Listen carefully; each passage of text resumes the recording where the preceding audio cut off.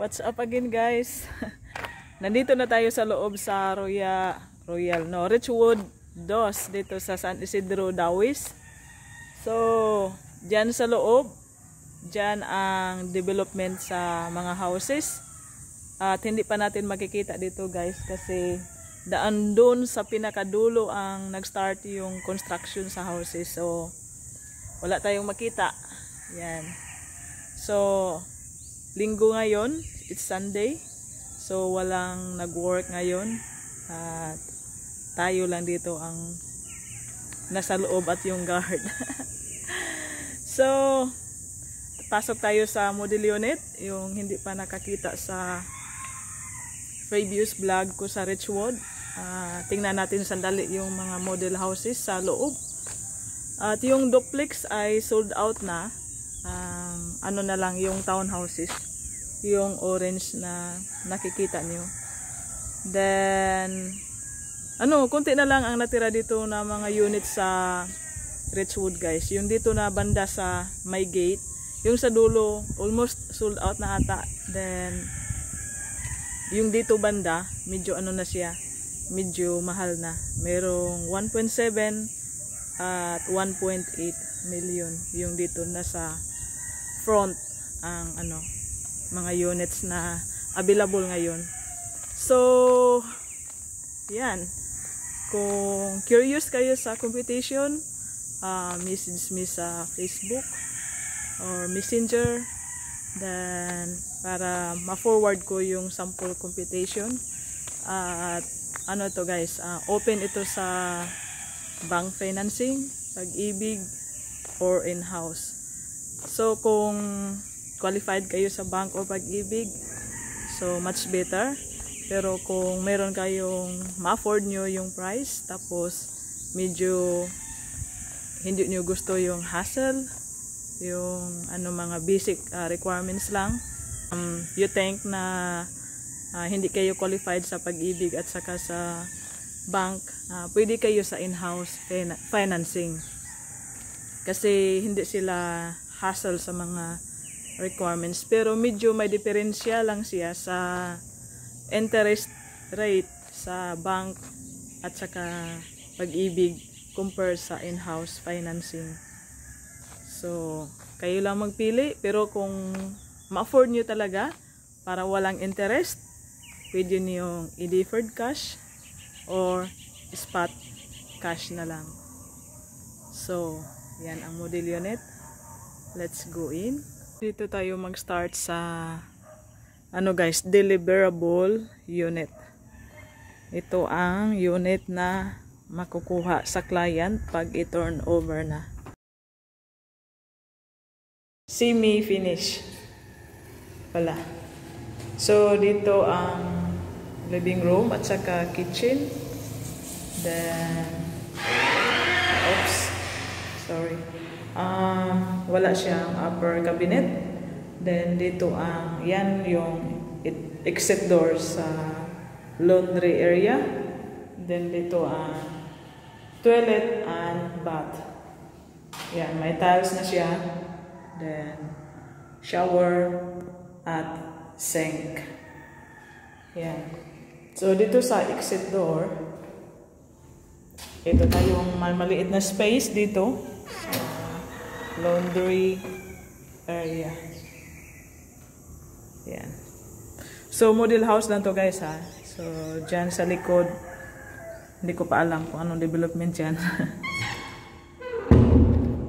Then akyat tayo sa taas. So ito ang wall, may white paint na siya. Yan, it's up to you kung i-retouch nyo ng ibang kulay pag ma-turn over na. Then itong unit na to is provision for 2 bedrooms. 2 bedrooms lang ang kaya nito, guys. Kung single kayo, pwede nyo rin gawing 1 bedroom para malaki yung room mo. At kahit na 2 bedrooms, guys, malaki pa rin. May space pa rin. Depende sa arrangement nyo sa room. Yan. Empty sa taas. So Dito makikita natin ang view sa Richwood. Talagang malaki itong Richwood, guys. Kita nyo yung overhead tank. Diyan nag-start ang development sa, diyan mauna ang mga units. Phase 1, Phase 2, yung 3 and 4 dito na sa banda sa gate. Ang malapit sa gate, medyo mahal na siya. Merong yung mag-start ata ng 1.8. Depende kung may existing lot. Yan. Doon, may crane. Yan. Then, may overhead tank. Pero hindi makita dito yung mga houses na na-build. Kasi bawal tayong mag-cross dyan. Only for workers only. Bawal yung mga hindi workers papasok dyan sa loob. So, from there, yan ang pinaka-last na phase dyan. Yung may fence. Then, dito ang gate. Doon yung gate. Oops. Lord, dyan ang gate. Then, paglabas sa gate, ano na siya, guys? Provincial road na siya. Ang road dyan. Palakihan pa yan road yan sa gobyerno. Then, sa ngayon, maliit tingnan. Pero, in following years siguro, lalaki na yan kasi provincial road yung paglabas natin sa gate sa Richwood. So, in the future, may dadaan din siguro dyan ng mga passenger. We never knows.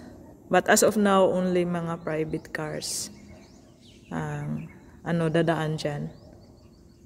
Ito ang mga windows, jealousy. Since nakita nyo na yung deliverable, yung unit, punta tayo sa in-upgrade na sa interior designer yung unit na to. Ma-amaze kayo sa pag-design. Para pangiting ng pag hindi pa finish. Pero pag may design na, guys, at saka furniture, maganda na siyang tingnan. So, pasok tayo sa next room. So, ito ang paano nyo i-arrange yung unit na nakuha nyo, guys. Ganito dinidesign sa interior designer yung loob. Ang gandang tingnan, spacious siya tingnan, ang gaan sa pakiramdam sa loob. Talagang maliit na siya pero bahay talagang tingnan. Yan, kung marunong ka lang mag-arrange sa mga furniture. Diyan, TV, doon yung hagdanan, yung kulay, yan. Maganda din yung kulay, hindi masakit sa mata, yung mga combination. Then, nilagyan ng counter sa gitna, counter table. Then, dito yung dining table nyo. At the same time, yung living room. Kasi, dito yung TV. Yan. Halaman. Lampshade. Ito yung kitchen. Yan, tama lang. Maliit na ref. Diba? Ang ganda. Mga mamahalin din yung gamit na to. Then, dito yung exit door na labahan. Yan. Then, dito sa kabila yung toilet and bath. Ilid sa sa stairs. Before tayo akyat, dito yung toilet and bath. Yan. Yan. So, yeah. Aircon, lights, design sa ceiling. So, akyat tayo sa taas. Sa may 2 bedrooms sa taas. Ito yung ginamit nila sa hagdanan, guys. Aluminum to. Aluminum para matibay. At ito, tiles na parang wood type na tiles. Ayan. Oh, walang ilaw. Nasaan ang ilaw dito? Ayan, may ilaw na. Ito ang floor nila, guys. Ang ganda talaga. Wood type. Dry.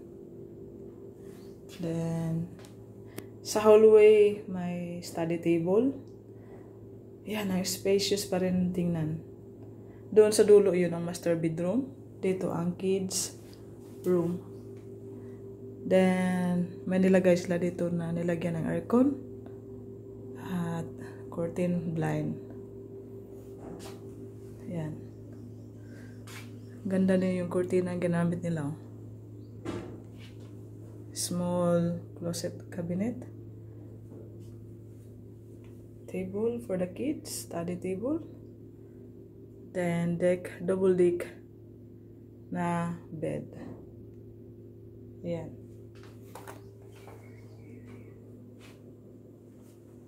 So kung gusto niyo yung sundin yung design, you can follow this design and ipapatrabaho sa mga panday, carpenter ba yun? Then ito ang master bedroom. Yan. Hindi ko alam kung nasaan ang lights dito, guys, pero makita nyo naman. Yan. Okay lang siya. Sa queen size sa bed. Then, dyan yung cabinet. Closet. Yan.